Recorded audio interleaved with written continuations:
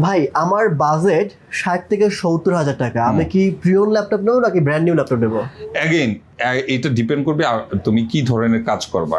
সেটা যদি স্টুডেন্ট হয়, সে 10 বছরের প্ল্যান করে একটা ল্যাপটপ কিনতে চায়, একবারে চাকরি পর্যন্ত চলে যাবে, সেক্ষেত্রে আমি মনে করি না এই মুহূর্তে কোনোভাবেই রিস্ক নিয়ে তার প্রিয়ন ল্যাপটপ নেওয়ার দরকার আছে। তাহলে ব্র্যান্ড নিউ কোনটা নিব? ব্র্যান্ড নিউ কতগুলো অপশন আছে। এই যে এখানে লেটস সে ফর এইটা তো একদম লেটেস্ট এআই সমৃদ্ধ ল্যাপটপ, কোর আলট্রা 5 দিয়ে 14 জেনারেশন। হ্যাঁ, আসুস ভিভো।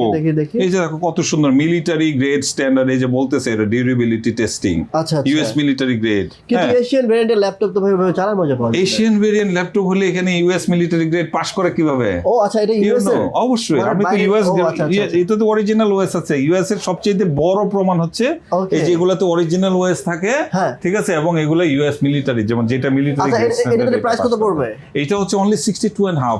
62.5? হ্যাঁ। গিফট হিসেবে কি দিচ্ছেন? আচ্ছা, গিফট হিসেবে এই যে সুন্দর একটা ব্যাগ থাকবে। হ্যাঁ, এটার ভিতরে laptop bag and then pouch, you see the pouch bag, ঠিক আছে। এই যে কত সুন্দর একটা পাউচ। হ্যাঁ, এরকম লেদার পাউচ থাকবে।